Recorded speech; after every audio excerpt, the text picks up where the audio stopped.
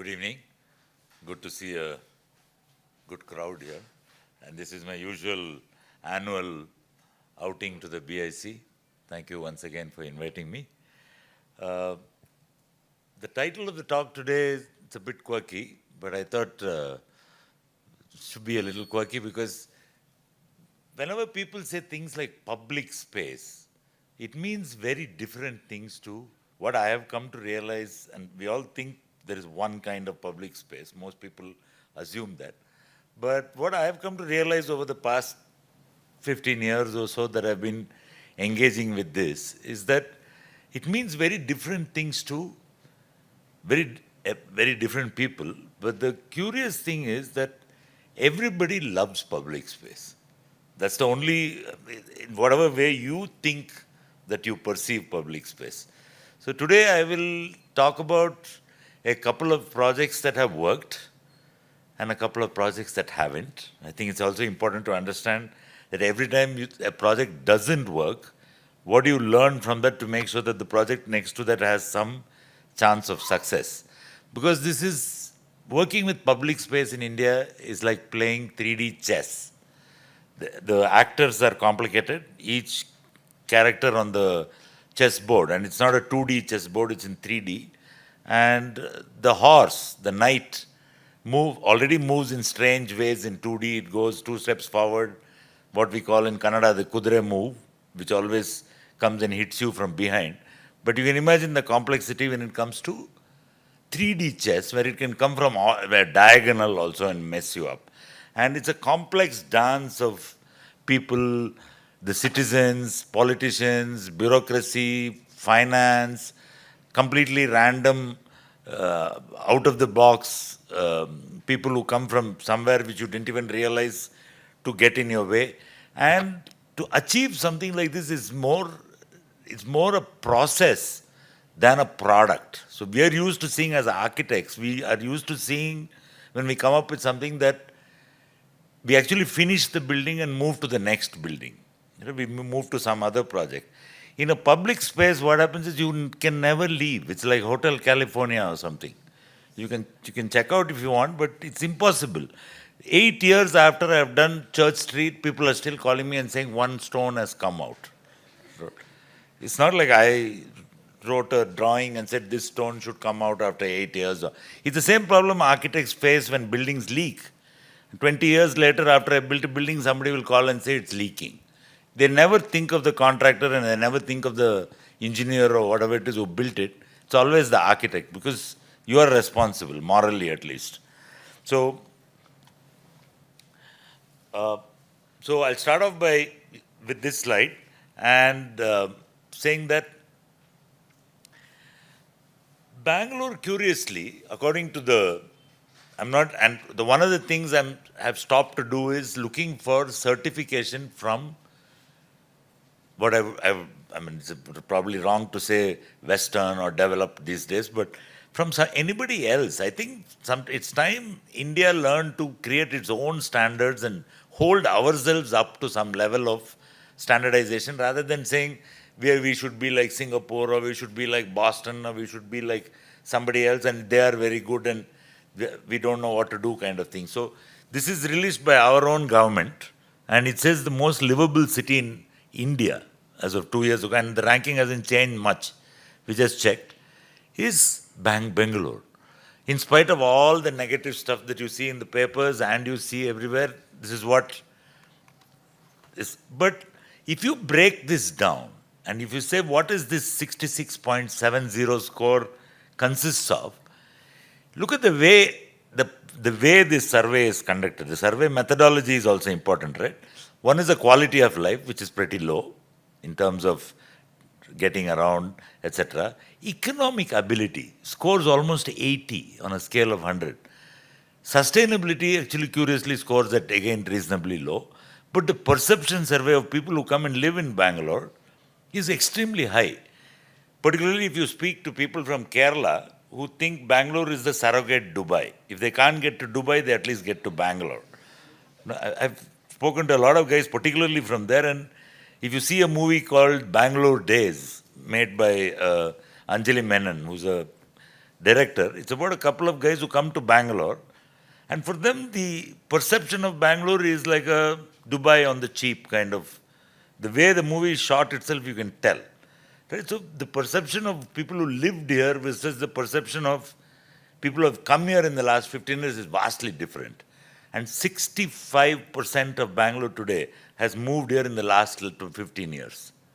The population has doubled, and most of it is migrant today.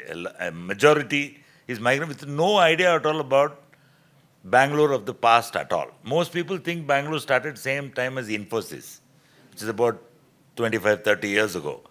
They have no idea that the city is about 487 years old or something. It's one of the oldest cities in the whole country. Look at the city itself, right? Look at the dramatic change in less than, from 90, say in about 30 years. This is the kind of change we have gone through. The population has gone up by more than 300% compared to then. Out of that, 100% is just in the last 10 years. Hell of a lot. The most alarming statistics is the bottom one. The size of Bangalore, which is 1,306 kilometers squared, was fixed in 1975 and never been revised ever again for some arcane government reason. But the number of vehicles is the worst city in the world for people to private vehicle ratio. And there's simply a failure from our side that we have not addressed public transport, we have not addressed mobility as a strategy, rather than we do band-aid kind.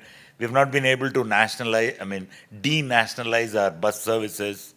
There are many people in the audience who are quite passionate about each of these topics, so I won't go into them, but issues like this, we have not been able to get a handle on solid waste management. We have not, multiple things are not okay, and this lack of mobility options causes this problem of almost 1:1 vehicle to private vehicle to citizen ratio.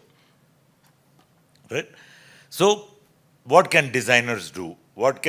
Anybody is a designer. I'm not saying architects or this thing, but anybody who thinks that they should contribute to the design of the city, whether it's from a political angle, from a governance angle, from an engineering angle, from an urban, or all of the above, as the case may be, you can choose to see it as utter chaos, or you can choose to see it as great opportunity.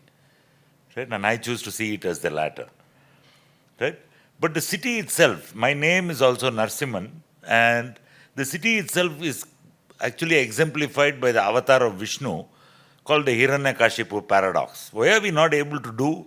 Hiranyakashipu was this demon who received a boon from Vishnu or Shiva, I'm not sure, and where I'll explain the boon from him, and he could not be killed easily. And this Narasimha avatar has to come, and the boon was that he could be neither killed inside or outside. He could not be killed in the day or night.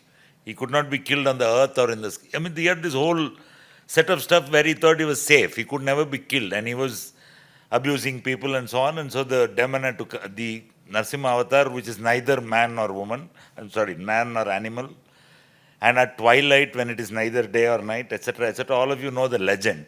But if you take this legend and look at the city as Hiranyakashipu, which has to be tamed somehow, and if you start looking at it, you find almost like a matching analogy on the other side. Should we have a very planned city, or should we let it grow organically? This kind of debates come in the city. It's not very clear what is the right answer. But is it this or is it that? Should we look at, there is a whole proposal saying stop Bangalore's growth, let it go to satellite cities. Is that the right thing, or should we do ribbon development and make it all inclusive part of us? Is there any sense of architectural identity, or are we going to do what is popularly termed in Bangalore as more software glass buildings, or something a little more sensible? Should it be like a big regional environmental approach, or is the city going to be driven only by market forces?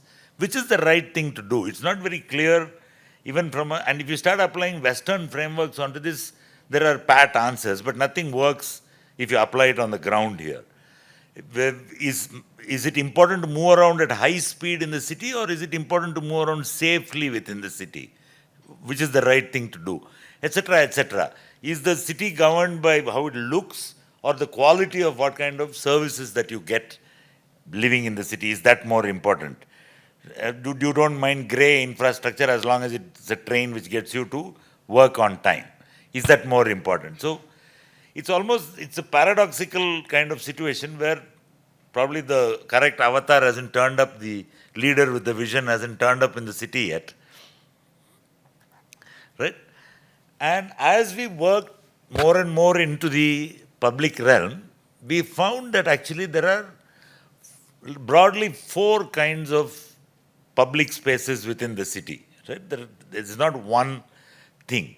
So there are very private spaces which are owned by private people, in which sometimes you are allowed to go in. Mostly it's a private entity. There is something called private public, and I'll explain each of these. We have done projects in each of these. Private public is essentially a private space, but public access is allowed. Like a private would be something like a gated community, right? You can go in, but only if you are invited by somebody, and it's a lot of public space there. But you cannot use it till you are invited by someone. Whereas a private public space has no gate, but it's still a private space controlled. The public is looked at, there's a surveillance issue, there's a security issue, and so on and so forth. And there are public spaces also which have become private, which have people who have taken over, say, some kind of park or something like that, they keep it locked and they don't let you go in. And somebody controls it, and even in RWA, controlling it is a kind of control. Right? And then you have truly public spaces, which are our streets probably. And you also have a huge amount of spaces in Bangalore, which are what I call semi-public. It's a planning terminology, which usually applies to institutions, large campuses and so on and so forth, where you can go in, but the use is essentially not a completely public use. Could be a hospital, it could be a school, it could be a college, it could be the Indian Institute of Science, it could be multiple things like that. And each of these requires different strategies to deal with. And initially I was pushing a lot for public spaces in the city, saying that let's do it. Nobody was listening to me many years ago, almost 20 years ago. And then I went and sold this idea to her. There was a big backlash at that time, 20 years ago, against the idea of the gated community, that you create this deadly thing and you don't allow anybody inside. There was a pushback. And a real estate developer came to us. My company is called Venkatramanan Associates. It's an architectural firm. And we also have a not-for-profit foundation called the MOD Foundation, which works on the public projects that I'm showing. This is done by the architectural firm.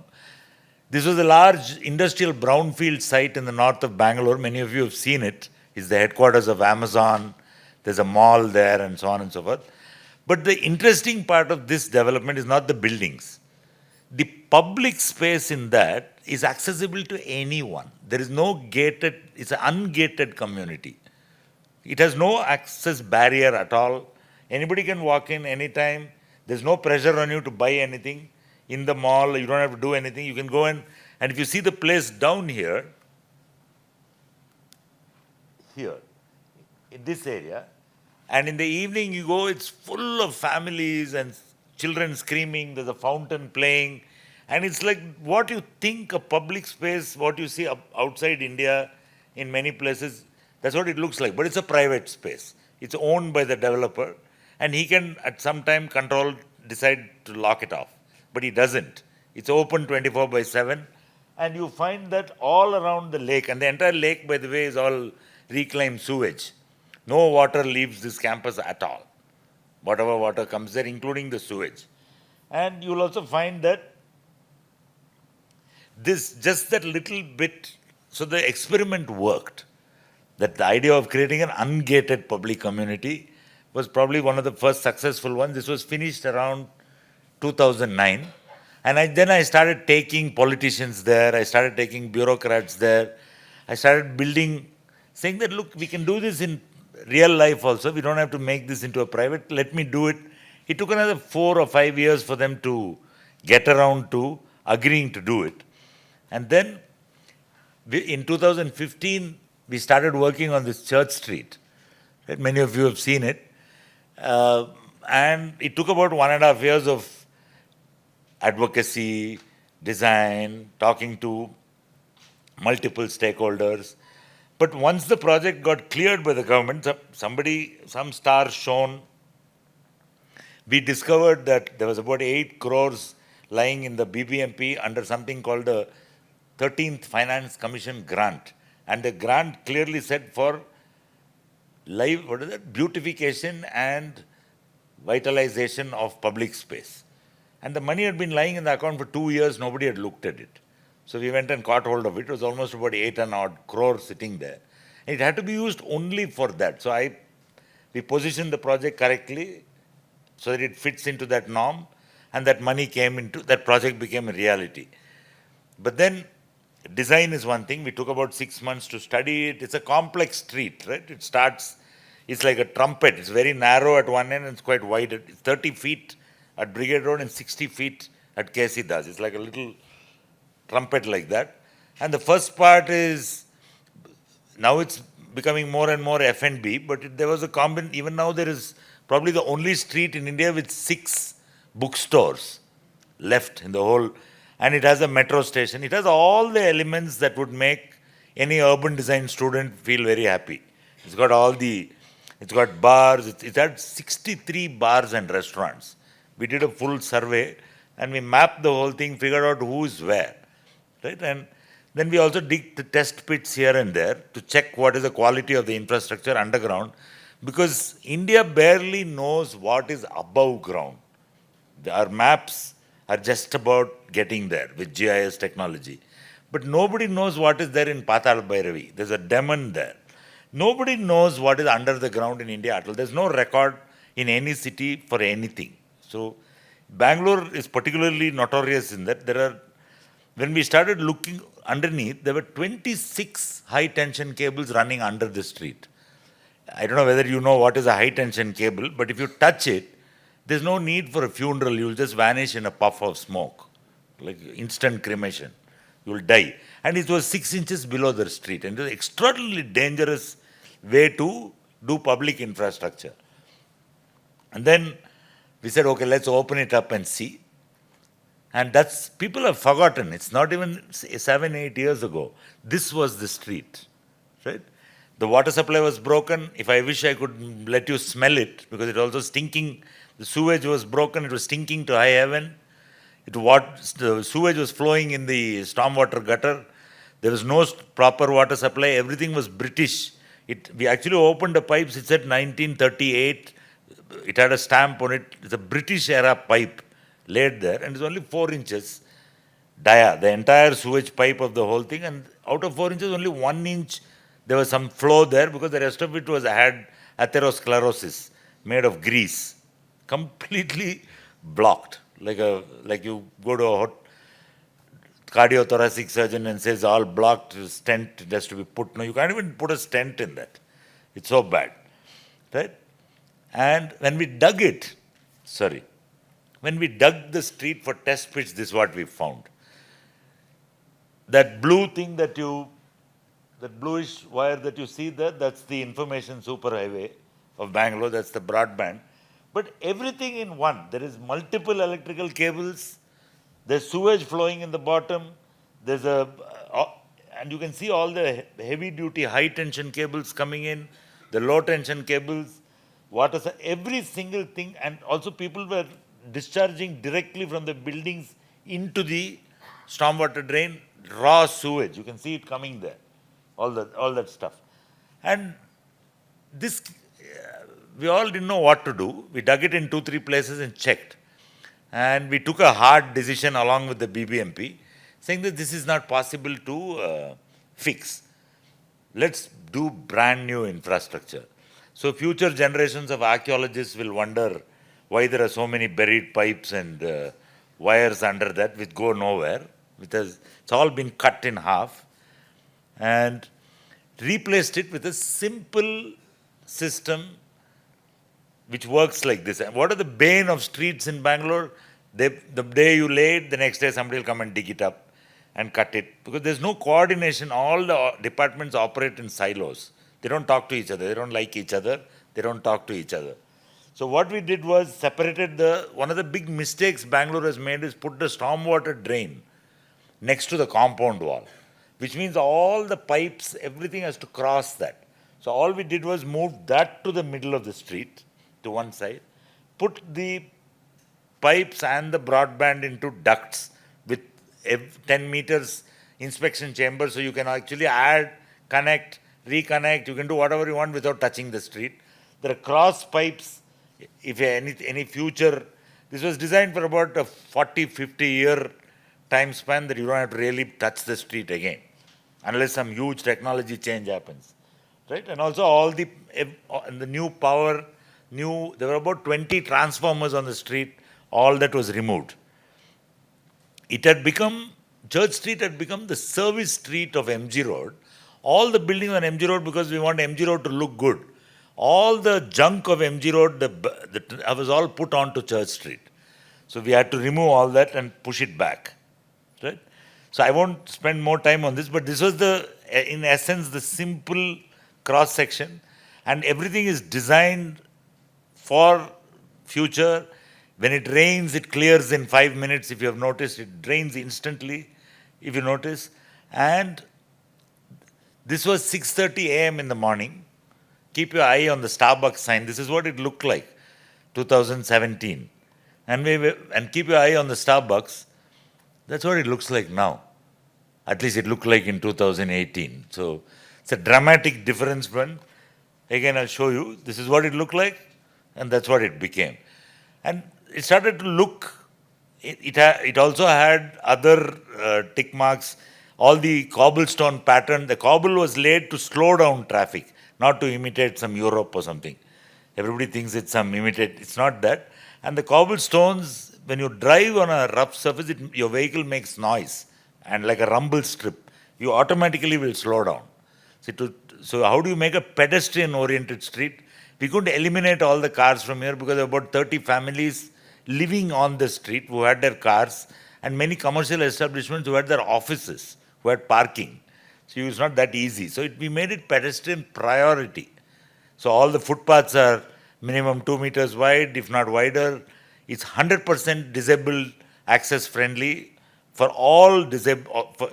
Out of the 21 disabilities listed by the Government of India, 9 disability sectors this one addresses, which is quite high for a street of this nature, right? And great lighting. And of course, all of you know now, it's 8 years now. As usual, the maintenance contract ran out last year. The government hasn't renewed it, and I've been yelling at them ever since. This maintenance is a big nuisance in India. If you don't, and now there was an entrance arch there meant to prevent heavy vehicles coming. The street has come back in such a huge fashion, people are breaking buildings there and building complexes. And to build a building, they bring in heavy-duty concrete mixers at night. And they stand there, they rotate, they vibrate, and this is what it looked like, the Museum Road, the Social Empire Junction there. And that's what it looks like now. It looks clean. But last week, the media got it, okay? And I started getting phone calls saying, why is the thing not fixed? Why is it all the stones are coming out, terrible design? I said, yes, if you go and allow heavy tension, what do you call that? Heavy traffic vehicles to mix concrete and stand there and vibrate like that, 100% it will come out. Put an arch, it's quite easy to stop it. Put a little bit of money into maintenance, but they keep saying election nadita ide enu madakagala. For 2 months, India has gone into freeze frame completely, right? So anyway, now we've got a commitment from the JC saying after June 4th, they'll do something and fix it. So the great lesson learned from this project is that about just after COVID, I went to see what the street, I go and look at it quite often to see whether things are in shape. And I found all the Paura Karmikas, Anirudh is here, great friends of ours, we made friends. He was the one who helped me make friends with the people who looked after the street. all those three women control this street in terms of cleanliness, sweeping and all that. They're all sitting around at 10:30 in the morning and chewing pan and, gassing. So I asked them, what, madam, you don't, in Kannada, I asked them, Kelsa Alva means, I don't you have any work? She's saying, no, sir, nobody throws garbage here anymore. So you see how, so then you realize that how urban design transforms into social design and how you can actually do behavioral change using good, if you can do, it's the same reason you don't throw trash in an airport, but for some reason you throw trash in a railway station. What is that? Both are transportation, right? Is it a class thing or is it something else? It's not clear to me why some public spaces in India are kept clean. The metro is sparkling clean. Have you noticed? There's no trash anywhere. Outside the metro, there's trash. It's extraordinarily strange how our attitude to a public space develops. So, as usual, I would like to bite off more than I can chew.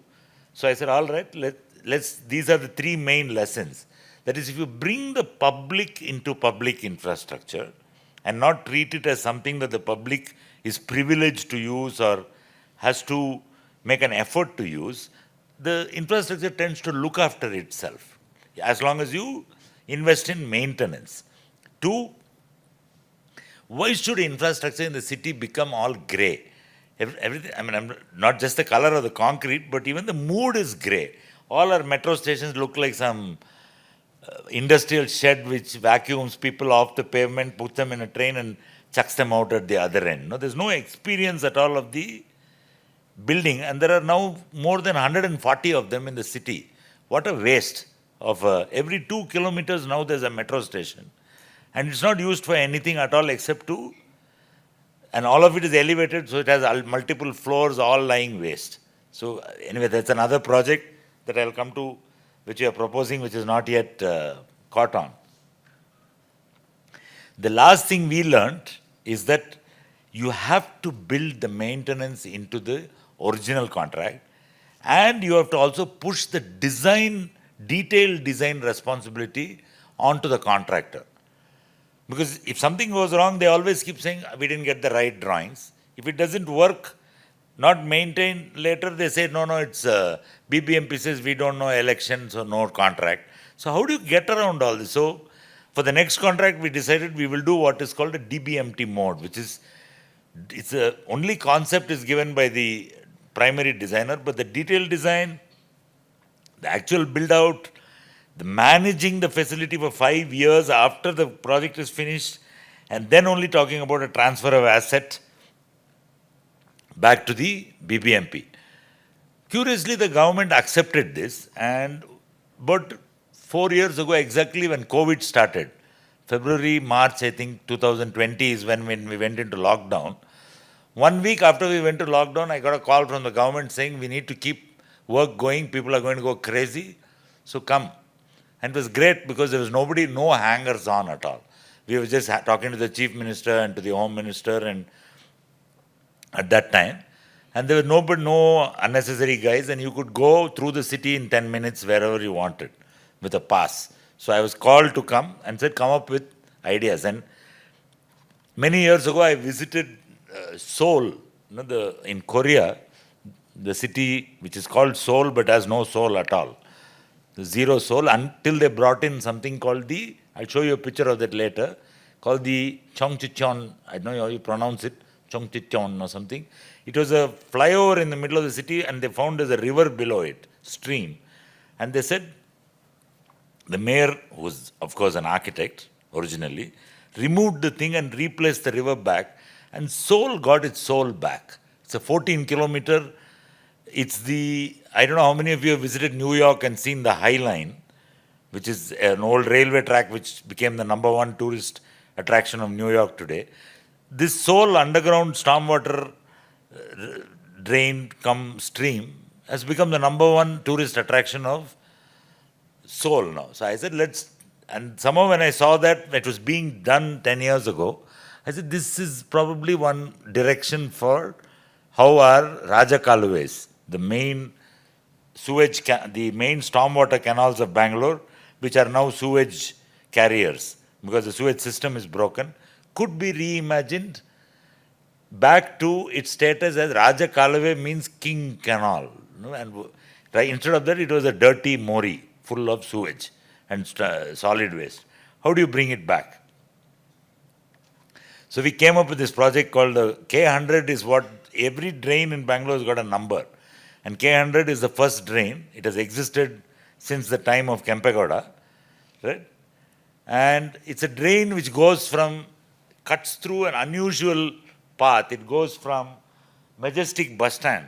There's one small Chikkal Albag garden there. It starts there, where there was a kere there, flows across the old city, crosses Sudham Nagar, Kalasipalem, fairly poor areas full of migrants and a lot of very small scale businesses, comes through a very institutional part of the city with bus stand and dairy research institute and all kinds of stuff, then goes into a super upmarket area which is Koramangala ST bed. Very few people know ST bed means Shinivagalu tank bed, and then they cry every year when it floods. They shouldn't have bought the land there, but that's another issue, right? And it goes into Belandur Lake. So if you have noticed, for the last 2 years, Belandur Lake hasn't caught fire. It usually makes the New York Times when it does, when it comes there. And curiously, now there are birds nesting on islands there. And it's mostly because of this project. It also has a bigger benefit, which I will talk about. And we thought it was at Church Street is a little less than a kilometer. I said, okay, let's do a factor of 10. Let's try 10 kilometers. How do you make this Raja Kalve back to its glory, and how do you make it a people-centric place? If people start using it, rather than just a drain, it has some chance of success, right? So then we found out it's not just the one drain. You see all these other lines coming and joining it. The K103 comes from MG Road all the way, and all the secondaries join it, and finally it dumps about 150 million liters of sewage. That is illegal sewage into Belandur Lake every day. Right? Bangalore is dumping about 1750 million liters from all over. This one drain alone is 1/10 of it, almost, of the entire sewage of the city. The sewage system network in Bangalore is quite broken, and that's another topic for another day. But then we found out that also, just to add insult to injury, the red line is the sewer line. And in our short-term thinking, instead of putting a sewer line on either side of the drain, they put it under the drain, which makes it completely inaccessible forever, because there's too much encroachment on the sides of the drain. So, and then we started saying, where is the storm water coming into? And it was flooding very badly. If all of you remember, Shantinagar used to flood, then you used to get this E.G. Pura flood, etc. ST bed, with a lot of local tweeters who live there. One or two of them are there in the room, I noticed. When it floods very badly, there's a lot of tweets saying that the whole system needs to be, everybody needs to be shot, hanged, crucified, etc., etc. For the last 2 years, it hasn't flooded. Nobody tweets about that, unfortunately. And it's strange. So the first part is extremely poor, probably, and the second part is migrants, that Sudham Nagar, which has got a lot of little small scale industry also, etc., etc. So the character also of the drain completely changes. Then when it comes to that Anepalya, Laksandra, there are a lot of textile dyeing units which are small. So you have to have, you can't just be like, let's make it like Amsterdam. It's not going to do that. You have to understand each one's this. So we did a lot of time. We spent about 9 months breaking it up into little bits, studying each component, how they behave. And this is how the project got done. In June 20, project government, then it had to be cleared by the National Green Tribunal. Then they had appointed a special committee. They went and did that. Then the Pollution Control Board. Then we found out that the bigger problem than BBMP is the BWSSB, where they have not repaired the sewage network in the old. I asked them, where is the sewage network in the old city? He's saying, what sewage network was the question. They just given up. It's just flowing in the stormwater drain just like that, right? Bangalore is that strangeness where rainwater flows in sewage and sewage flows in rainwater drain. It's the exact opposite of what it's meant to do, right? So the budget, we said, okay, this is too much to take up for the whole city. Let's take up this one thing. And the K100 got approved very quickly. If you noticed, in government terms, in less than 6 months, project started instantly. And it was supposed to get over in about 1.5 years due to various other reasons, including change in government.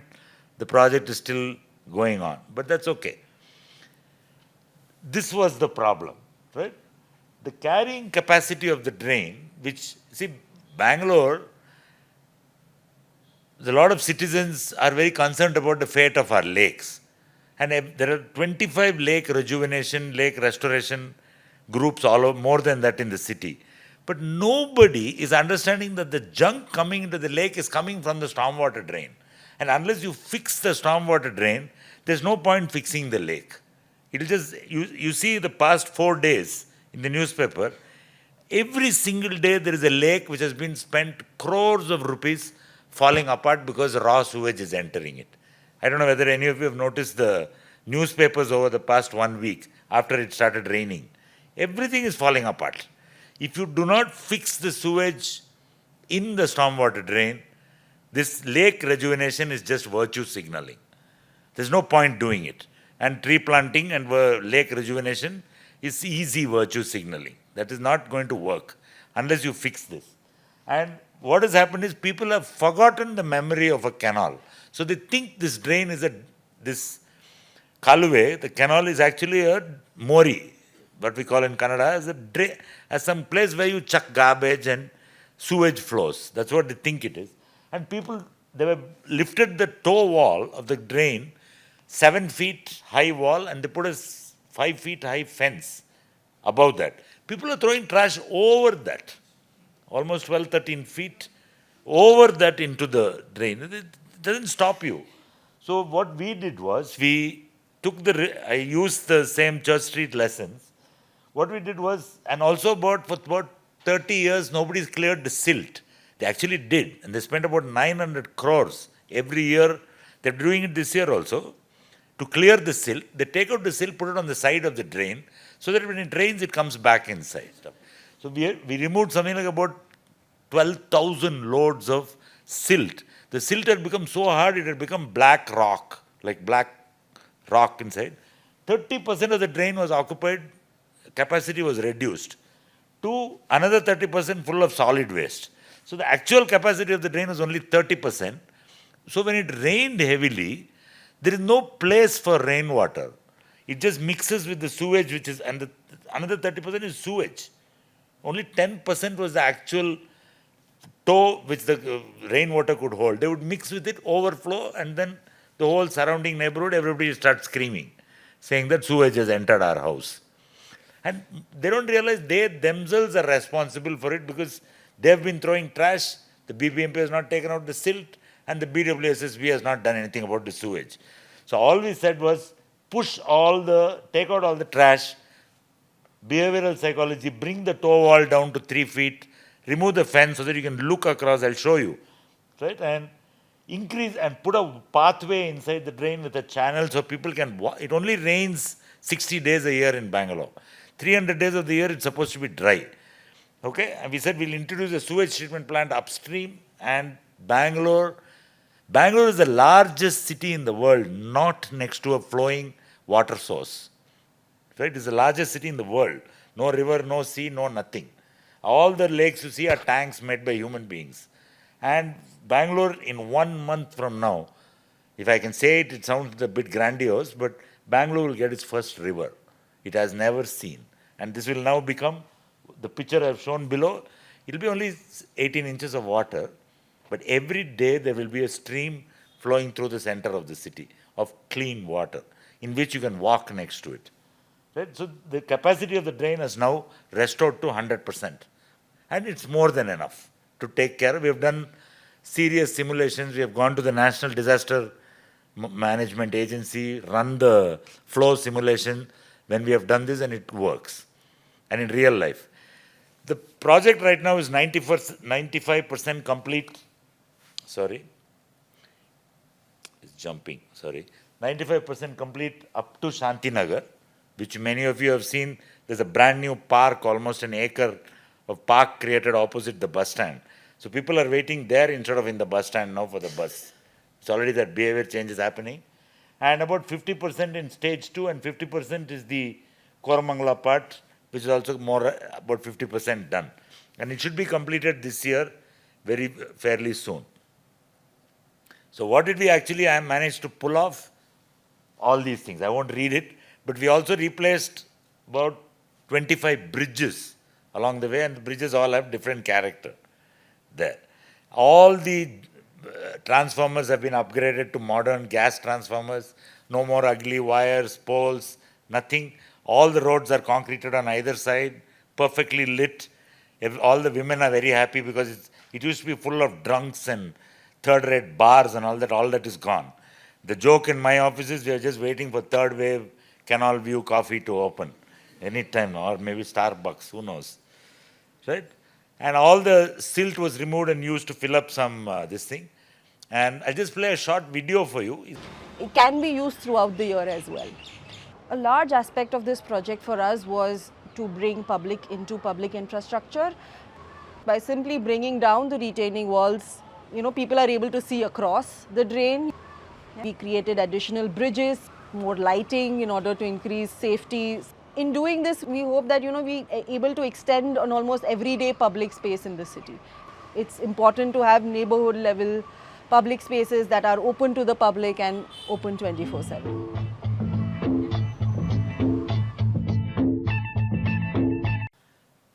Okay, so another big thrust of the government is that they want to decentralize, instead of taking these sewage and garbage far away and screwing up some rural hinterland, some unsuspecting village there, right? And so what we are saying is that why can't every 2 or 3 wards in the city have its own sewage treatment plant? The pipe should never become more than 1.5 foot in dia. The moment the sewage pipe becomes that big, you should put a treatment plant either by chemical means or by biological means or plant roots, whatever is feasible, whatever space is there to do it. So the government said, do it. So we built a 5 MLT plant. If you can't believe it, that is the heart of Kalasipalayam. And BBMP has 1 acre of land sitting there where they were throwing used cars and vehicles. That's it. Valuable property in the middle. So we took over that. The sewage treatment plant is now ready. You can see it. It's being commissioned, in the process of being commissioned. And it'll also look quite nice from outside. It's one glam looking. It's got a lot of greenery and all. It'll finish in another month or so. And in about a month from now, Bangalore will hopefully get its first stream. Let me not say river. A permanent stream throughout the year. Right? This is the famous, what we call Navrang Nala. Every day it changes color. This is the Laksandra textile dyeing. This area is called Navrang. One day it becomes green, one day it becomes purple. So we're putting an effluent treatment plant there to fix this. Right? And we're also in incorrigible things where we're getting secondaries which are dumping mixed sewage into it. We're putting something called the NBS. It's a company from Israel called Ayala, which is now giving us natural biological system using plant zone treatments, it's a continuous treatment which will remove whatever little.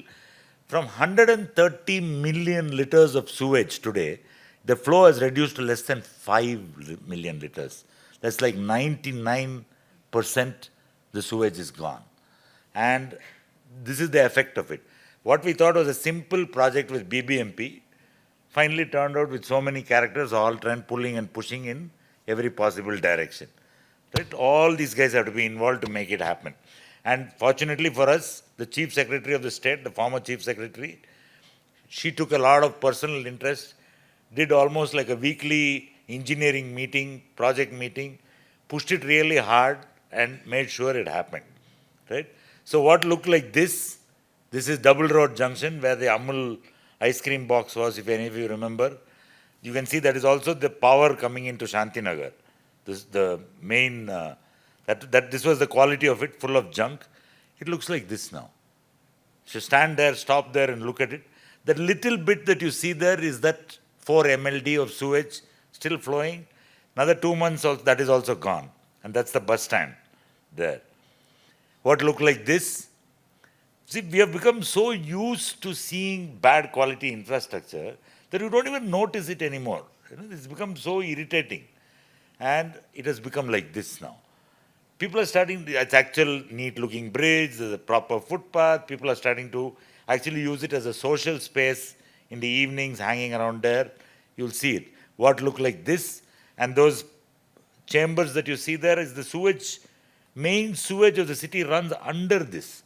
Extraordinarily dumb design, but now it's too late. And the buildings have already come very close to that. Looks like this now. We made them into Romeo and Juliet balconies. So people can, the neighborhood kids can hang out and chat and all that. So what was something like this, no? People are starting to use all this, and very little, it's still a little smelly, but if you can, what would used to be, what people don't realize, almost all of it, up to the top of it was sewage before. It's almost gone. Right? What looked like this. The moment you treat it badly, it's the broken windows problem. It will get worse. Now looks like that, with new bridges, neat streets, etc. Right? Even the oldest part of the city, we said we spent the maximum on the bridge there, and we put stone pillars and made it look like as though it's been there forever. And people are starting to hang out there and use it as a public space, etc., etc. And all of them had columns inside the drain. All of them are broken, single span. So the water just flows without any hindrance, etc. Okay? It looks like that. You can see the street quality, all of it is concreted, flower beds put on every side, right? And now this is the part which goes towards Koramangala. You can actually walk on this pavement, this channel box, with this water flowing next to you for almost 8 kilometers. You'll go to Bengaluru if you walk on this. It'll end in Bengaluru, right? And these are you have access points, you have alarm bells. If it floods, there are sirens to warn you, you have to get out of it. And why? Because in a normal day, it looks like this. When it rains, it's 11 minutes after it rains, it looks like that. But what you notice is that there's no solid waste at all. Because the compound wall has come down, you can see if people are doing kachara things. Right? And even in the poorest of areas, people are starting to understand that what the real estate value of 3,000 rupees a square foot 2 years ago has become 12,000 today in 2 years. And I'm starting to see the correlation between cleanliness and real estate value. And maybe that's what will work instead of appealing to their better natures. If you increase the real estate value, then everything, the better the real estate value you notice in India, the cleaner it is. Right? So you have to use these techniques. Right? And these plants are designed, what you see here, to be submerged for 48 hours without any damage. The moment it goes off, there will be a little bit of silt, easily cleanable, because the contractor is maintaining it, and the water flows like this, and it doesn't flood at all. Right? What looks like this on a normal day, it looks like that when it rains. Right? First ಗುಜರಿ business ಮಾಡ್ತಾ ಇರೋರೆಲ್ಲ ಇವಾಗ ಏನೋ ice cream ಪಾರ್ಲರ್ಗಳು open ಮಾಡ್ಕೊಳ್ತಾ ಇದ್ದಾರೆ. ಸರ್ಕಾರ ಒಂದು ಸವಲತ್ತು ಕೊಟ್ಟರೆ ಅದು ತಂತಾನೆ there is economical change growth. ನಾನು ಹೇಳಿದ್ದೀನಲ್ಲ, 300 ರೂಪಾಯಿ 3,000 ಇರುವಂತಹ ಸ್ಕ್ವೇರ್ ಫೀಟ್ ಇರೋ ಜಾಗದಲ್ಲಿ 12,000 ಆದಾಗ ಅಷ್ಟು ಹಣನ ನಾವು ಆ ಜನರು ಜೇಬ್ನಲ್ಲಿ ತುಂಬಿದೀವಿ ಅಂತ ಲೆಕ್ಕ. So more than that, women safety, public safety, ಜನ ಭಯ ಬೀಳ್ತಾ ಇದ್ರು. ಆ ಒಂದು ಏರಿಯಾದಲ್ಲಿ ರೌಡಿ ಎಲಿಮೆಂಟ್ಸ್ ಇದ್ದಾರೆ, ಆಂಟಿ ಸೋಷಿಯಲ್ ಎಲಿಮೆಂಟ್ಸ್ ಇದ್ದಾರೆ ಅಂತ ಹೇಳಿ ಆ ಜನ ಹೋಗ್ತಾನೆ ಇರಲಿಲ್ಲ. ಇವತ್ತು ಜನ ಅಲ್ಲಿ ಹೋಗ್ಲಿಕ್ಕೆ ಶುರು ಮಾಡಿದ್ದಾರೆ. ಅಲ್ಲಿ ಬೆಳಕಾಯ್ತು. ಇವತ್ತು ಕತ್ಲು ಗವಿ, ಸ್ಟ್ರೀಟ್ ಲೈಟ್ಸ್ ಇರಲಿಲ್ಲ. ಸ್ಟ್ರೀಟ್ ಲೈಟ್ಸ್ ಇದ್ರು, ಆ ಸ್ಟ್ರೀಟ್ ಲೈಟ್ಸ್ನ ಹೊಡೆದ್ಬಿಟ್ಟು ಅದ್ರಲ್ಲಿ ಕತ್ಲು ಗವಿ ಮಾಡಿಬಿಡ್ತಾ ಇದ್ರು. ಸೊ ಇವತ್ತು ಹಾಗಿಲ್ಲ. ಇವತ್ತು ನಾವು ಸ್ಟ್ರೀಟ್ ಲೈಟ್ಸ್ ಹಾಕಿ ಮೇಂಟೆನೆನ್ಸ್ ಮಾಡ್ತಾ ಇದ್ದೀವಿ. ಸೊ ಹಾಗಾಗಿ ಜನ ಅಲ್ಲಿನೂ ಓಡಾಡ್ತಾ ಇದ್ದಾರೆ. ಫಸ್ಟು JC ರೋಡಿಂದ ಲಾಲ್ಬಾಗ್ ರೋಡ್ಗೆ ಹೋಗಬೇಕು ಅಂತಂದರೆ ಯಾರು ಆ ಒಂದು ಪಾತಲ್ಲಿ ಹೋಗ್ತಾ ಇರಲಿಲ್ಲ. It was a very short cut. They used to go around the main roads. ಇವಾಗ ಜನ ಅಲ್ಲಿ ಪಕ್ಕದಲ್ಲಿ ಹೋಗಬೇಕು ಅಂದರೆ ವಾಕ್ ಮಾಡ್ತಾರೆ. ಸೊ ಮೋಸ್ಟ್ ಇಂಪಾರ್ಟೆಂಟ್ ಇನ್ನೊಂದು ಪಾಯಿಂಟ್ ಹೇಳೋದು ಮರ್ತೋದೆ, ಈ ವಾಕಬಿಲಿಟಿ ಅನ್ನೋದು ನಮ್ಮ ಬೆಂಗಳೂರು ಜನ ಮರ್ತೇ ಹೋಗಿದ್ದಾರೆ. ಎಲ್ಲ ಟೂ ವೀಲರ್ಸ್ನ ಯೂಸ್ ಮಾಡ್ತಾರೆ, ಬಿಕಾಸ್ ಫುಟ್ಪಾತ್ ಸರಿ ಇಲ್ಲ ಮತ್ತು ಇದು ಲಿಂಕ್ ಇಲ್ಲ ಅಂತ. ಇವತ್ತು ಜೆ ಸಿ ರೋಡಿಂದ ಕೋರ್ಮಂಗಲಾಗ ಹೋಗಬೇಕು ಅಂದರೆ ಬಸ್ನಲ್ಲಿ ಅಬೌಟ್ 16 ಕಿಲೋಮೀಟರ್ಸ್ ಆಗುತ್ತೆ. 16 ಕಿಲೋಮೀಟರ್ಸ್ ಆಗುತ್ತೆ. ಅದೇ ನೀವು ವಾಕ್ ಮಾಡಬೇಕು, ಈ ವಾಟರ್ ವೇ ಇದರಲ್ಲಿ ವಾಕ್ ಮಾಡಿದ್ರೆ 7 ಕಿಲೋಮೀಟ್ರಲ್ಲಿ ನೀವು ಮಾರ್ಕೆಟಿಂದ ಕೋರಮಂಗಲ ಮುಟ್ತೀರಾ. So this is the shortest distance. ಹಾಂ, 7 ಕಿಲೋಮೀಟರ್ ಮನುಷ್ಯ ಒಬ್ಬ ನಡೀತಾನೆ, 1 ಗಂಟೆ ಸ್ಪೆಂಡ್ ಮಾಡಿದ್ರೆ he can easily walk 7 kilometres. ಹಾಗಾಗಿ ಇದು ಒಂದು ವಾಹನಗಳ ದಟ್ಟಣೆ ಕಮ್ಮಿ ಮಾಡೋದಕ್ಕೂ ಇದೊಂದು ಉಪಯುಕ್ತವಾದ ಒಂದು ಯೋಜನೆ.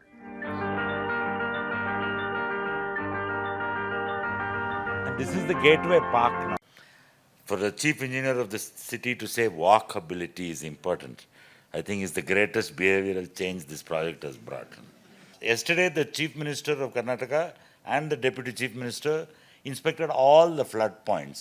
They called me in the morning and said, "Where is it? Please give us hotspot in K100." I said, "Only cold spot, no hotspot.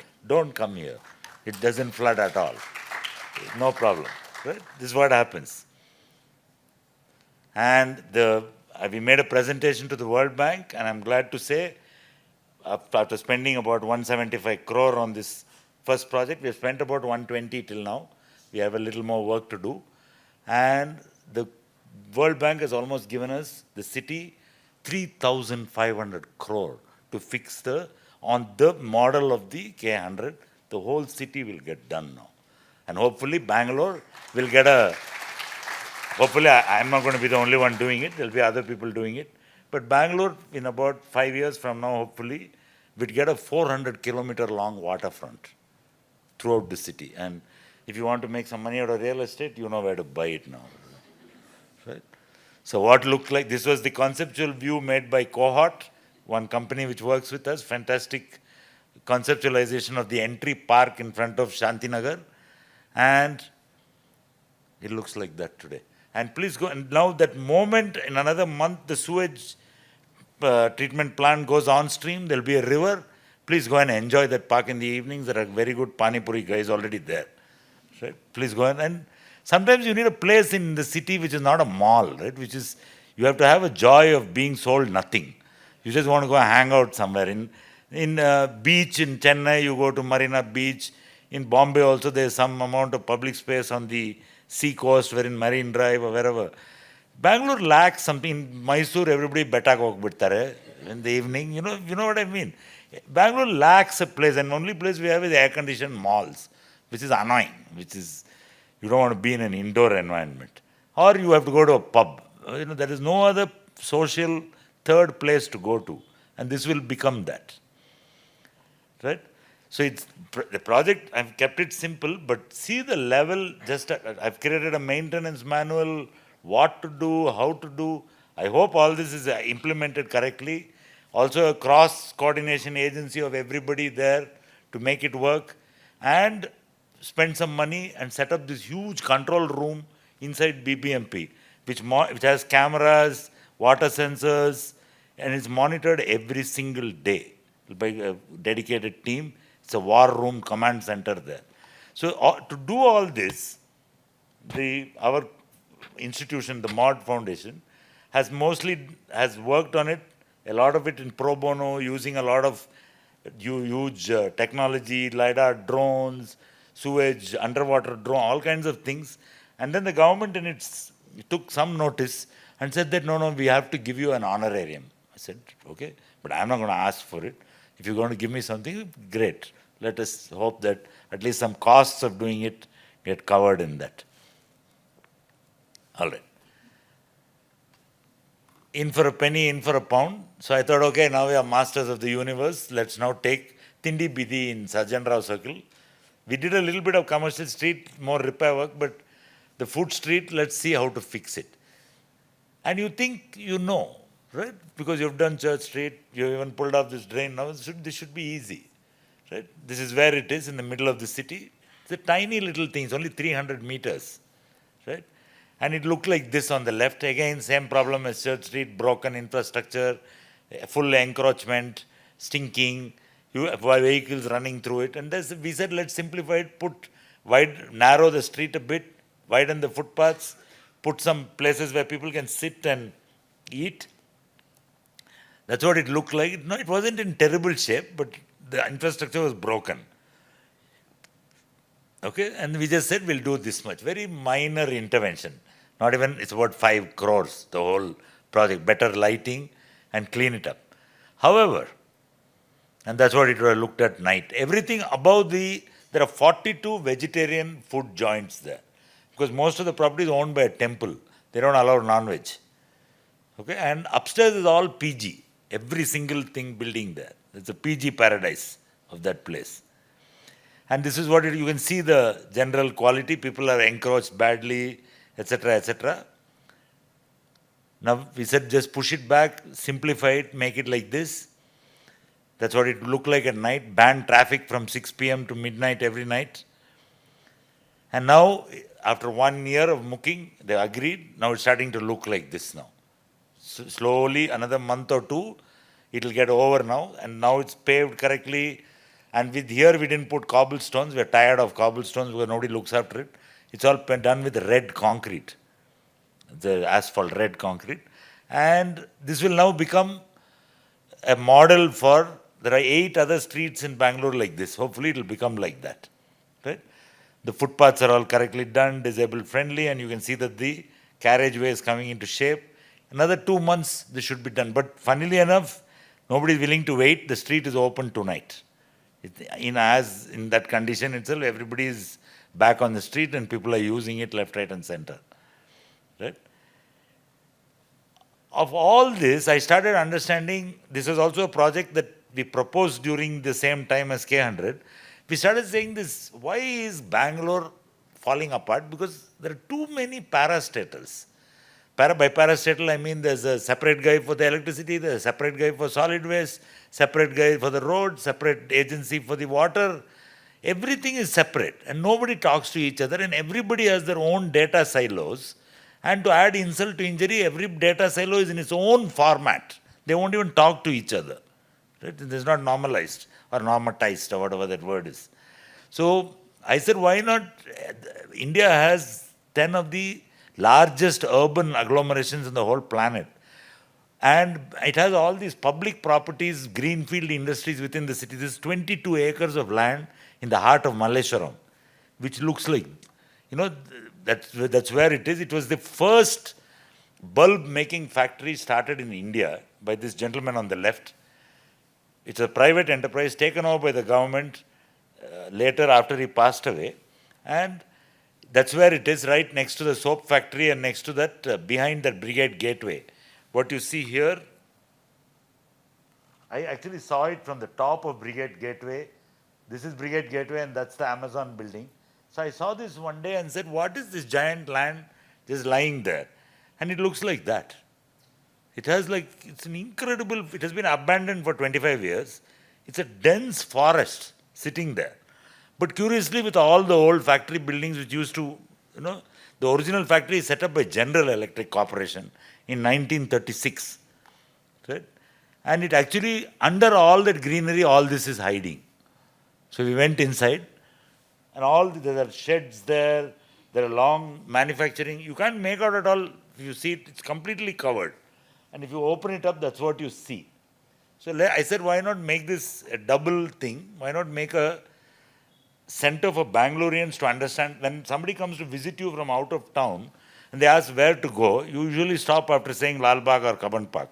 There's nowhere to take them, unless some mall. So I said, why not make a place where you come to see about the future, about Bangalore, about the history of it, about the future of it, also to experience the food of Bangalore and the drink, and of course there has to be a microbrewery there. That's part of our culture. Right? Everybody is quite happy doing all that stuff. And also create a spatial planning center so that all these agencies all the data comes in one place and it's normalized into one platform. So this nuisance of yesterday tar madidru, today dig madidare will go away once and forever. It was a utopian plan as usual, didn't work. And that's what it was. The big plan was made. And how do you we called it Bangalore Baku because it was originally Mysore lamps. And we thought it's a nice name called Light on Bangalore. Bangalore's light, whichever way you want to say it. And to be able to, using 3D technology and projection mapping technologies that are available, this is the city of Chicago, right? And we went and studied about 20 of them all over the world and said, how do you, there is no single place in the city, in no Indian city for that matter, where you can tell how big the city is or what it looks like. There's no physical model and there's no digital model either, right? And most Western cities have it, right? This is New York City, the history of the city beautifully done.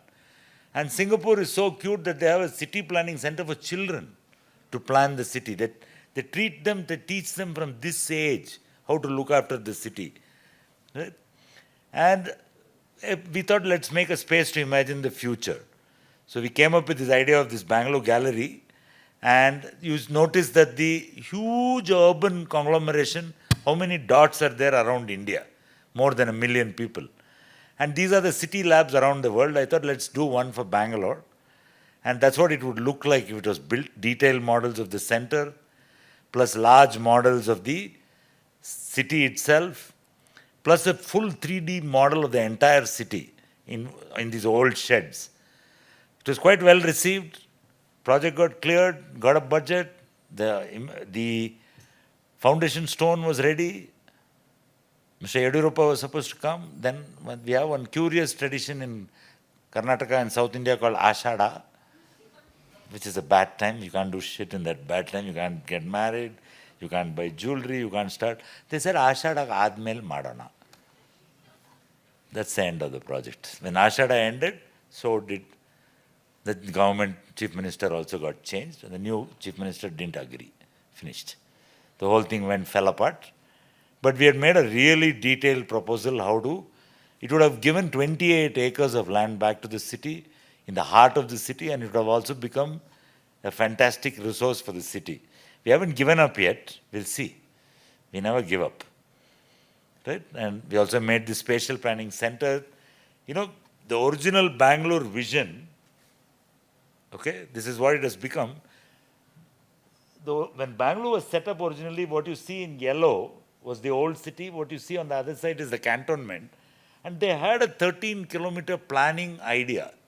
The British at that time had figured out what resources. You can see all the amount of lakes, the water bodies, actually thought out quite well.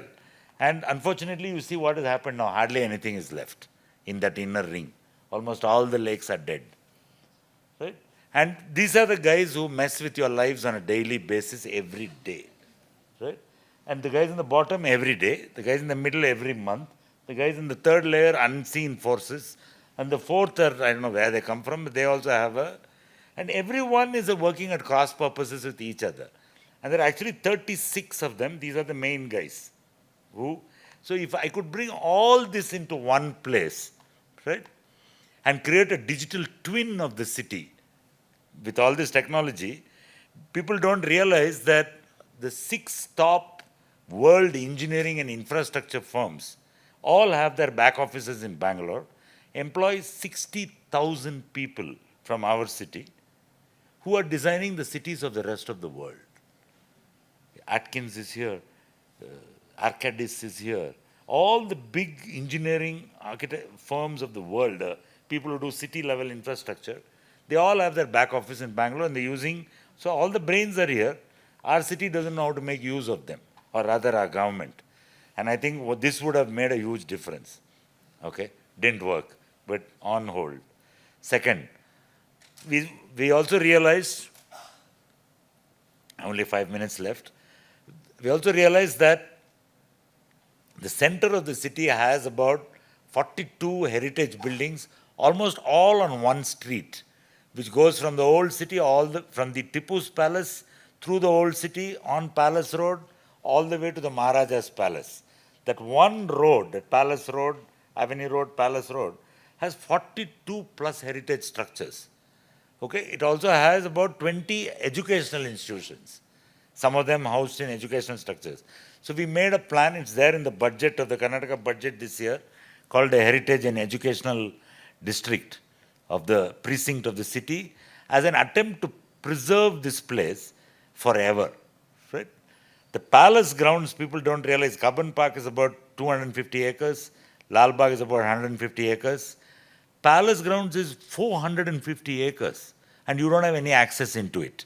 What I call a public-private property, which is you have no access except to some backside, some weddings and all. That's also, other than that, you don't know what is there in that. Why should it be like that? Why can't it be a public space for Bangalore? That like Kaban Park or, so we came up with this mad project to come up with a, not only that, but also a walking trail from one end to the other, like a heritage as well as a thing focused on youth and education as well as that. So if you look at it, it's a 30-minute walking trail, and it has this many, I don't have time to show you all the buildings, but this many heritage buildings are sitting on that one single stretch, which is 2.5 kilometers, that's all. And most of them belong to government, so it should not be a difficult thing to repurpose them for tourism and for educational purposes and remove the government offices out of it. Right? So if you notice, just around Kaban Park behind that, there are that many educational institutions there with more than 35,000 students. They all don't know what to do. They go and loaf around on Kempegowda Road. They're hanging around in the pubs there. And this is like a huge resource sitting in the middle of the city which is not being looked at all and could have been easily used to engage the youth of the city in something more productive in their free time. Right? You see that? It actually looks quite good. It almost looks like, some fancy European city or something, this part of the city. But you see the amount of, the variety of educational institutions sitting there. Right? So we came up with a whole plan to do it. It's there we've got a 2 crore grant to make a study, but nobody's releasing that money yet to make this project happen. Right? How to put markers. People don't know that the junction of Avenue Road and Dotpet Main Road is actually 0 kilometer in Bangalore. It started from that point and it's completely in shambles now, etc. Right? And we don't know where all the fancy people lived, etc. We also started making maps of it, how to walk around. This is more like a advocacy and fun project. Right? And then the end of this project, okay, I saw these, all of you must have been noticing that we are soon about to get a observation deck for Bangalore. Many of you have, I don't know whether you have noticed, they're going to blow 850 crore on building some tower. I don't know what they're going to observe, but they're going to build that deck anyway. So there's nothing much to observe. So I said, why are you spending that for less than 4 or 5 crores? We have a 25-meter tall building in the center of the city, which nobody goes to, the original mall of Bangalore, that one, the public utility building. And on top of it, the entire thing used to be a restaurant run by Amjad Khan of Sholay fame, which is completely blank. It is completely open, right? And that's what it looked like. So I suggested to the government we change the color of the building and now it looks like some boring yellow beige thing. Just by color you can make it look good. And the top floor of it, convert it into an observation deck. It looks like this on the top floor. And this is the actual view from the top floor of that building, looking towards Alsur Lake on the right. And it has no buildings around it for kilometers around it. So it's one of the tallest structures and nobody notices. See, and you also put in stuff about the city, information about the city, and maybe we can have even small book launches or small cultural programs there. It's about 4,000 square feet of space. And it has a terrace also on top, which is open. Right? You can even put in an immersive theater. It's very slow budget, and we don't even need money from the government. Any corporate will sponsor it just for kicks. If I tell Samsung or some display guy, they'll just do it. Yeah. But the government. So you can easily put in these telescopes. This is the view from there looking towards MG Road.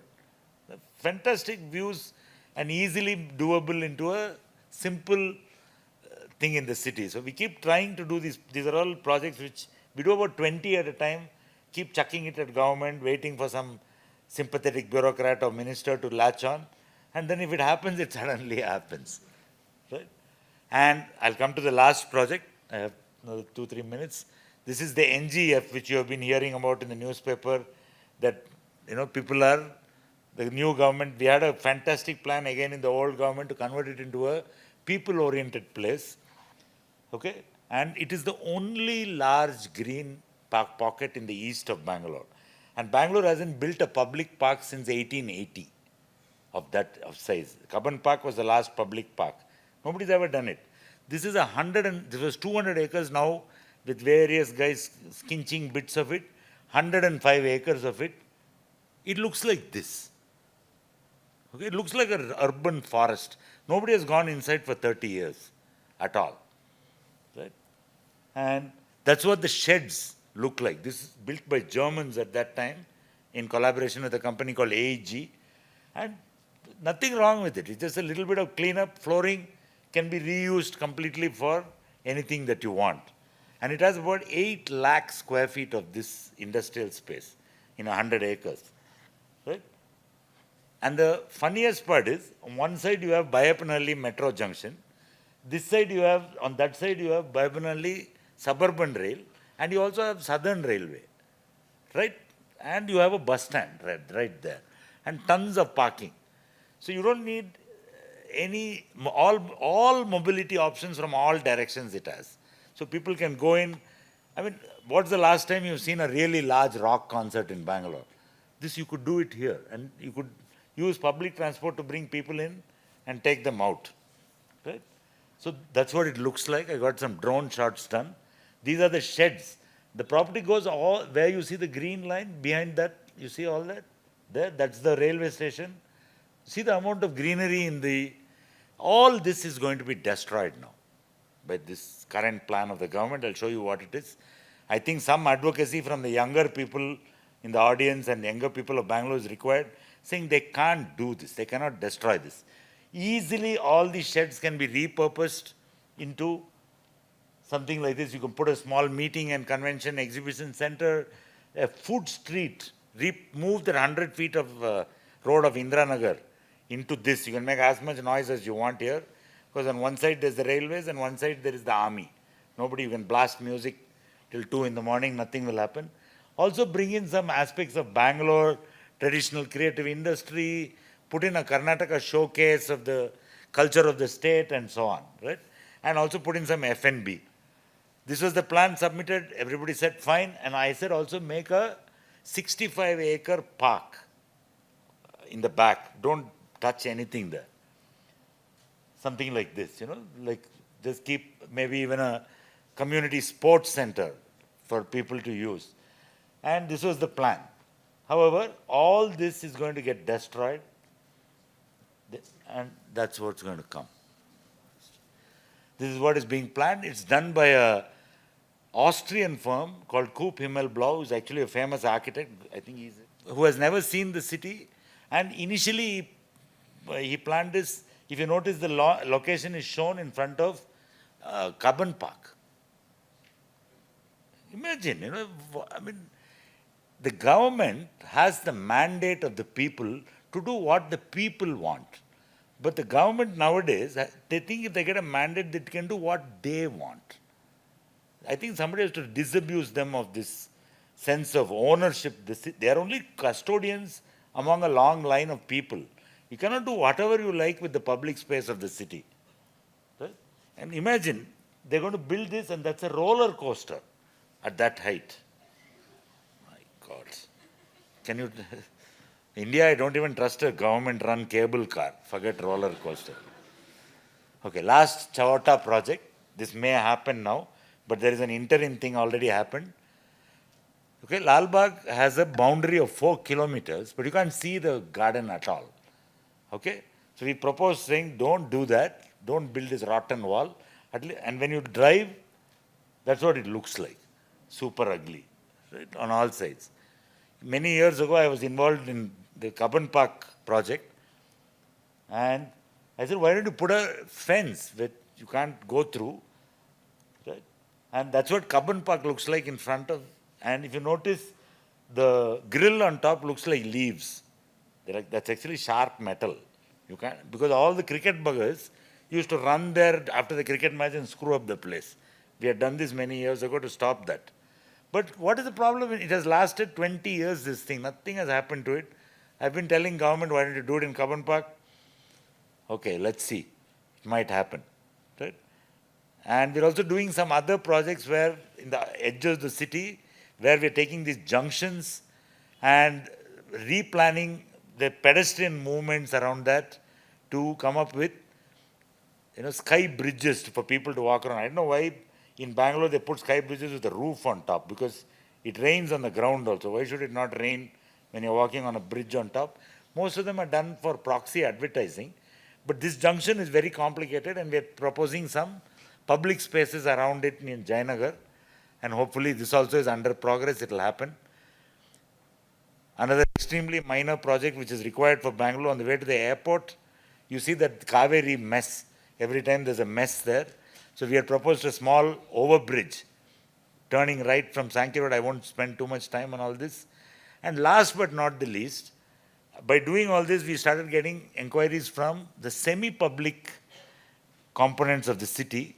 We just recently did a master plan for the National Law School of India University and started bringing some sense into a large campus with doing master plans using similar urban design principles. The first building is ready, and this is what the final plan was. We're also doing similar work for the National Institute of Mental Health and Neurosciences. It's about 130 acres in the middle of the city, bringing it back into a landscape urbanism. It is originally designed by Krumbaigal, the famous botanist, and it's falling apart. So bringing it back into normal and making it a place of mental healing. Right now it's a place of mental stress, not mental treatment. So it's making it into a nice place. Right? Also, there's a road going through Nimans. We're diverting the city road by the side. And last but not the least, because the government is not letting me do a spatial planning center, we have a small space on Church Street of our own, and we are setting up a spatial planning center which will open end of June. All of you are welcome. It's called Moderate to start with, and it will become the first privately funded spatial planning lab of India. Thank you very much. I think I just about made it. 5 minutes beyond time. If any of you want to get in touch, pull out your phones, point it at that object, and it will take you to the website. Thank you, and I'm open to questions. Okay, can you hear me? So K100 has been magnificent. I live next to K100. Where, and in frankly, Estibed layout? Huh? Where, in Estibed layout? Not far from my esteemed colleague sitting here to my right. Yeah. It's been fantastic. It hasn't flooded the last 2 years now, no? No. Super. No, I mean, because the carrying capacity of the channel has increased phenomenally. But what does trouble me is the fact that I fear that you've done so much work and you're going to stop at that point. And there's still a lot of solid waste. Still, Murli will remember, as we were driving to the golf yesterday, we saw people chucking stuff in. Correct. And we stopped them and said, why are you doing this? Oh, it's eco-friendly. It'll was some See, bizarre. the government can do that much. Yeah. But if the people are crazy, Of course. and they don't understand that this is a public asset, then the community there has to get around. Funnily enough, Kalasipalya, nobody throws trash in it anymore. In Koramangala, all rich guys are there, they keep doing it. That's my all. point, though. My point is that you have to hand over the project to the people and tell them, this is what we've given you. Now, use it to your benefit. And that hasn't happened. I mean, that really hasn't happened. The reality is that I'll tell you, just 1 second, let me But just finish. you have to be the change, sir. I cannot come and tell Koramangala people not to throw, Sure. Shastri Nagar people not to throw trash. Sure. Unless all of you in the individual communities get together and tell everybody Sure. your real estate value is going up, don't do it. Yeah. They will continue doing it. And my last point is this. In different sections of the K100 channel, you still have people letting sewage through, pipes that are coming in. There was always a plan, if I recall, to have people walk the stretch of it and close it, deliberately. Ain't happening.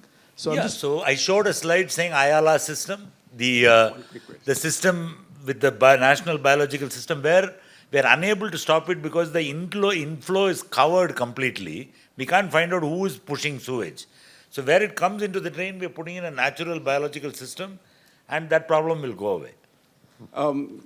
Excellent presentation, Naresh. I'm also from Koramangala, Koramangala, man. and from Koramangala, I have been tweeting in support of you, all of your projects. I noticed. Yes. I noticed. And now one question I have is this Jackwell installation in Games Village, and from there to, what is the function of that? See, they made a mistake. The Chalagata plant, the sewage treatment plant, is 6 meters above the NBS level. So what is happening, the sewage comes to a point, and then sewage, if you know Newtonian laws, water doesn't flow uphill. Right? It flows only downwards, gravity. So we actually have put in a huge ISPS, which is a intermediate stage pumping station. I have become one drain brain now, instead of brain drain. I know all these words which I never knew before. So we put in a huge ISPS there in the village. We're lifting the sewage and pushing it into the Chalagata treatment plant there now. The unintended consequence again, a few days back, a bunch of farmers from Kolar district came to the office. I said, what do you want? They said, you are the guy who did that drain? I said, yeah. They put a shawl on me and put one Mysore pete turban. I said, what's going on? He said, every lake in Kolar district is full of water because of this one single project. Hoskote Lake has been dry for 20 years. It's half full. And every lake, the one district which doesn't have drought problem in Karnataka is Kolar. And because of 100 million liters of secondary treated sewage is going into, and I was also surprised, almost 600 lakes have got filled there. So you see this kind of unintended, I didn't even think of that, frankly, and it's strange, and we got it corroborated, it's true. And it is possible that Bangalore does not have a water problem. Bangalore has a water management problem, and it has a groundwater problem. If you fix these two minor things, Bangalore can support another 1 crore people. Of course, we have to figure out where they live, but from a water perspective, it's not a problem. We have too much water in the city, actually. Yeah. Thanks, Naresh, for an excellent talk as always. I wanted to ask you about the contractor lobby in the state.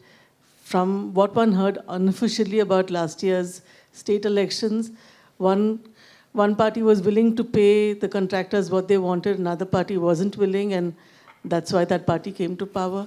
How do you deal with things like this, and the ups and downs and the changes in the government? How does that affect you? And Frankly, I don't get involved in the politics of the government. I am the frenemy of all. Okay. I'm everyone's frenemy. As long as they don't, it's like, I'm starting my new series called KYC Bangalore. It's called Know Your City. Most people don't understand what makes decisions happen. And there are these vague allegations about conspiracy theories about mafias and gangster mafia, garbage mafia, road mafia. There's a drain mafia also. Everything is there. But if you know the government eventually, the politicians, what are they there for? They are mass leaders. That means they need the support of the masses. And if you do something that benefits, a project like Church Street would have benefited how many people in Bangalore? Benefited means some effect. I won't say benefit. Would you say of a population we are a 1.3 crore population, would you think at least 15 lakh people would have gone to Church Street? 10 lakh people? It impacts and it makes your life slightly better for that day, for doing that. This drain will impact 25 lakh people in one shot. Like 1/5 of the entire city will get impacted by a single project like this. So my focus is more to see how impact and how the lives of citizens are bettered, and I will leave the who pays whom and how much was exchanged between whom and whom, I think, to the politicians and to the contractors. Right now, the contractors that are working with me are young men. I've invited them today, but he couldn't make it. The contractor of the K100 project is a young man who's less than 40 years old. And for a change, for a government contractor, highly motivated to make it happen. So, so if you lift the goal, I think everybody else also will come in line. It's just because we're used to mediocrity and we are also given up on thinking that these guys are only third rate, they can't do anything better. It's like a self-fulfilling prophecy. Sometimes you got to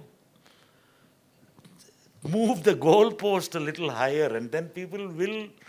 Government is also people like you and me, right? They're just screwed in a system which doesn't allow them to function properly. So if you create a system which works like this, they like it. Yeah, I think we're almost out of time. No, it's 8 o'clock. So one question on the right side, sir. Left side. There. Yeah. Okay. You've mentioned about various organizations and government bodies and even non-government organizations coming into the picture. But Yeah. one thing, if you could add on how lawyers and law students can come into the picture, Yeah. considering I'm a law student right now, so I Excellent. would be very much happy to coordinate with you. And So I didn't take show things- it here. I argued the case myself to the National Green Tribunal, citing 4 judgments of the Karnataka High Court, 2 judgments of the Supreme Court. I used Lexis, I found out everything, made sure the law was in exactly right, and I'm greatly happy if at that time I couldn't reach out to, I can't pay anybody, this is all pro bono, right? It's not a thing, I couldn't pay anybody to do all this. So we did it ourselves, but the entire thing is completely supported by a perfect legal structure. And it's done according to it was the Supreme Court appointed the National Green Tribunal appointed a separate committee headed by Justice K.S. Santosh Hegde, who personally went through every single aspect of this project, said it's a perfect project, and got it done. The project has also been shown to the PMO and various big shots at that level. And then now the national attention is coming saying, this kind of problem exists in almost every Indian city and nobody has fixed it. And within the parameters of the law. So please reach out to us. You can reach out to us through that barcode on the, what do you call those things? The Q code or something. So use your phone, it takes you to the thing, and get in touch with us. And we'll get in touch with you if you need legal help for anything. Thank you. Anything else? Yeah, One last yeah. question, I think, or maybe one or two last ones. Thank you, sir, for this presentation. I think it builds in a lot of trust that the city is heading towards the right direction. Because as an immigrant myself, I mean, we always see like broken roads and everything, and it feels like, why are we even here? But I think this presentation puts in a lot of Where trust. did you come from? From Delhi. And you're saying that why are you here? You can't breathe in your city, man. At least we can I mean, breathe I think here. every city has its No, own. you can't breathe in your city. That's even more desperate. So my question was, how can we make these, I love the work that you've done with K100 and the public space that you've created, but how can we make them more child-friendly I saw that there are streets that you have done which are stroller-friendly and everything, but how can we increase the child engagement in these spaces to make them more That's child-friendly? more to do with the people. No? The spaces are all completely accessible, friendly to all ages. It's what we call that 8 to 80 design. No? Small children to really, everybody, it's very easily accessible to disabled people, young people, old people. But to make it child-friendly, I think there are other organizations, community organizations. I'm an architect and an urban designer.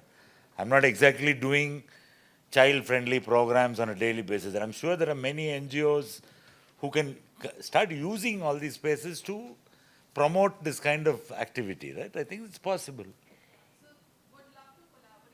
Yeah, anytime. I mean, if you have any specific program, and beyond all this, we're doing about 10 more projects. There's no time today to show everything. We're doing all kinds of other things. And we're looking for help, for instance, in Nimmans. We're seeing a lot of children coming there, and there's no place to engage them at all. So we're quite happy to work with multiple organizations to make anything better for life, for the better for the city. Thank you. I think we run out of time. I'll be outside for a little more time. If anybody wants to talk, I'm happy. Thank you once again. It's been a pleasure. Thank you so much, Mr. Narasimhan. Thank you everyone for joining in.